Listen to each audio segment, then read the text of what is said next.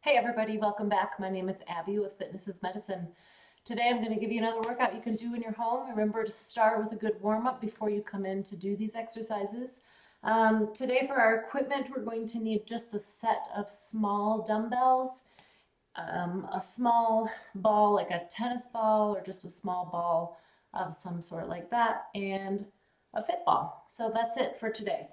So make sure you get your warm-up in and come back ready to move. Last time we did the supersets, and you are welcome to do that today. We don't have an even number today, but you can always kind of mix these up and make them work for you. You can do that superset where you do the first and the second exercise back to back, and then press pause and keep doing those for 2 to 3 times, and then move on. So I'm just going to do them in a circuit fashion today, and you can follow along. And then when you get to the end, go ahead and go back to the beginning, do them all the way through 2 to 3 times total. Okay, so we're going to start with push-ups today.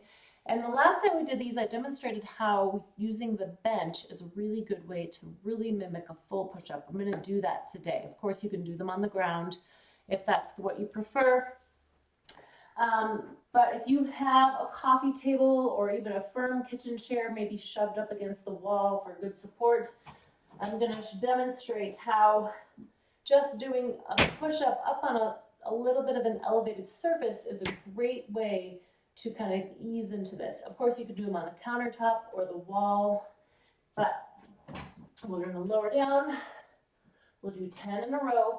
The goal, no matter where you're doing them, is to keep your body nice and straight, keeping your elbows, your shoulders away from your ears. You don't want to be bunching up your shoulders. Pulling up with your abs. This is really a good core movement. So you're pulling up with your abs each time. Make sure you're breathing all the way through each repetition.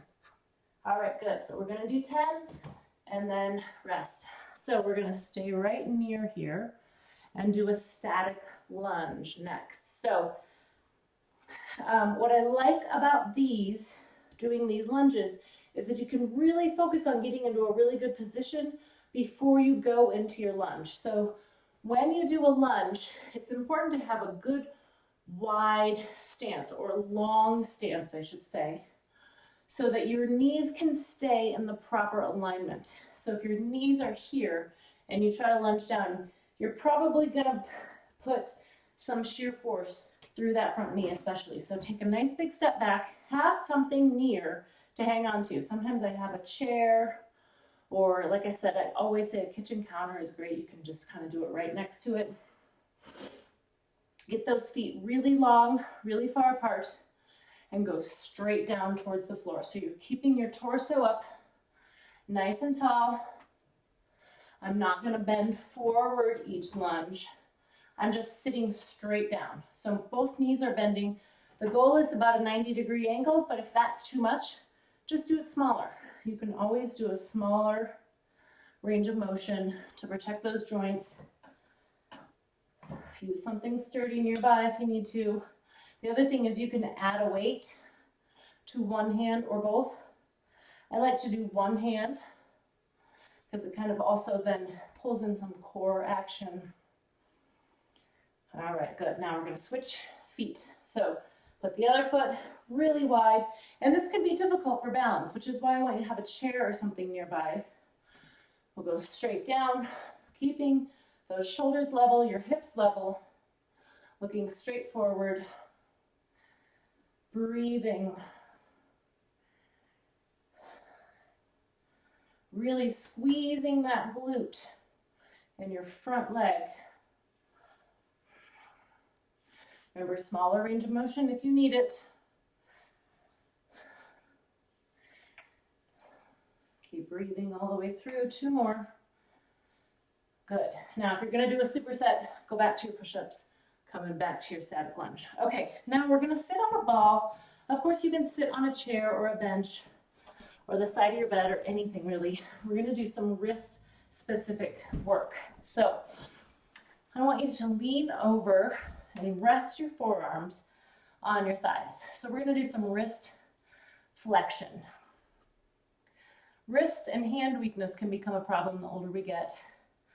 arthritis, and all of that motion that we can do. Motion is lotion, right? So adding some motion, adding some strengthening. What I'm doing is I'm letting those dumbbells go down a little further on my fingertips before I curl them up. So I'm really getting a good curl. The other thing is you can just do it right here.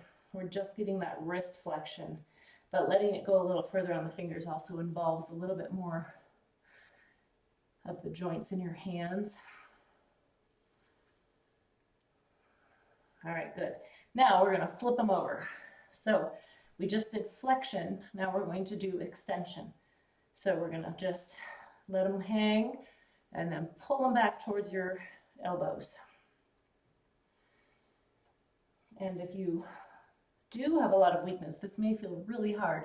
And if the weights that you grabbed, I think these are 3s, I don't really know, are too much, then try just range of motion to start. You can do them with soup cans, which, you know, usually are what, 15 ounces or something, so not quite a pound. Or, you know, smaller ones, 12 ounces or 8 ounces. But like I said, you can always start with just body weight, just getting that range of motion. Okay, so we're going to do flexion and extension. These are probably good ones to take a break from and move on and not do a bunch in a row, because they can be really tiring on those forearms, especially if you're not used to using those muscles. Okay, next we're going to do a balance exercise. We're going to grab that small ball. I have a tennis ball here. And I'm going to have you do a single leg stance. So standing on one foot, if that is too much, do a tandem stance. And if that feels like too much, too crazy, just do a little bit of a staggered stance like this. So I'm going to start with my single leg stance with the ball in one hand, and I'm going to pass it to my other hand.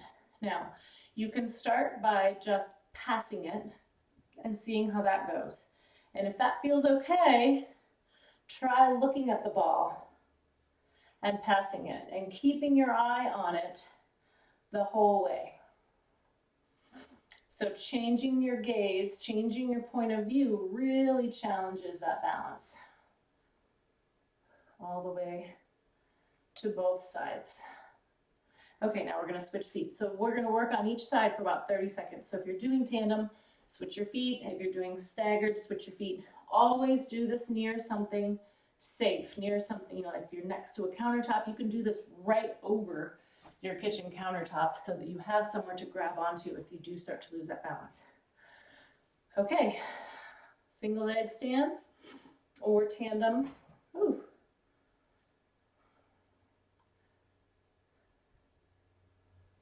I'm losing my balance on this foot. We skied a lot over the weekend and my balance muscles are tired.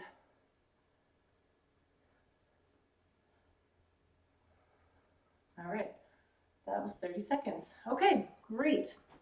Now we're going to lower down to the ground for a side plank. Actually, I'm going to show this to you up on an elevated surface like we did for the push-up. So if you know that you can do a side plank, go ahead and lower to the ground.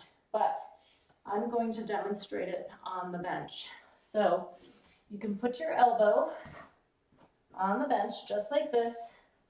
Put your feet with your top foot in front, staggered, and hold. This is much easier than the floor because you're on an elevated surface. Plus, if you can figure out a way to get your hand on here, you can do this on the side of your bed. You can do it, if you have a coffee table, it's going to be a little harder because it's not padded, but you can put like a pillow under your elbow.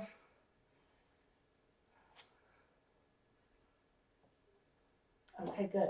Now, when you're coming in and out of this, you want to support yourself with your weight with your feet. Okay, so I'm going to lower to the ground for my other one and demonstrate how to do the leveled plank on the ground. So you can put your one knee down like this and start there. This is definitely easier than doing it up on the bench. If that feels okay, you can stagger your feet just like I did up here on the bench. Put your top foot in front, come up, Now your goal is to keep your shoulders stacked and your hips stacked no matter which method you're doing here. Now, if this is starting to feel hard, but you want to try it for a little while, then put your knee down partway through. So going up into that side plank can feel really hard for people. Importantly, your elbow is straight below your shoulder so that you have that. You're not going to be out here. That's really hard on your shoulder joint. But start here, and then if it's too much, just put that knee down and keep those hips and shoulders stacked. All right, good. So there's a lot of different levels there that you can try to make it work for you. Challenge yourself, but not too much that you're going to hurt yourself. Okay, and the very last one, today I'm going to do fit ball squeezes. So all you're going to do is grab the ball, put your hands on the sides, and we're going to squeeze it. So this is working, we're working your wrists with those small dumbbells. You can squeeze it, and I want you to use your fingers on the sides of the ball. So we're going to work those hands a little bit more again with this one. And you can control the intensity of this one by how hard you decide to squeeze that ball. If your elbows are hurting, maybe squeeze it a little more gently is what I was going to say. But try to think about pressing with each one of those fingers into the ball, squeezing. This is going to work your core. It's working your pecs, so it's working your chest muscles. It's working your hands. And you can decide how much you want to work your fingers. So you can just squeeze it, hold it for 2 or 3 seconds on each squeeze. If this hurts your back at all, sit down. You can even rest it on your thighs, rest it on your knees and squeeze. So you're still working all the same muscles we want to work, but you're taking a little less, it's a little less pressure on your back for this way. So you can just sit down, squeeze. Remember, you're working each of your fingers. Do that about 10 times.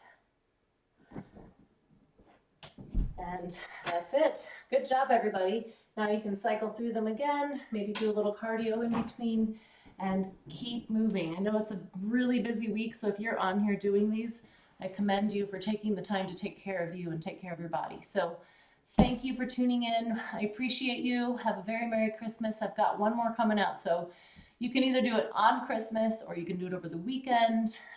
You can decide when to do it. All right. Thank you, everybody. See you next time.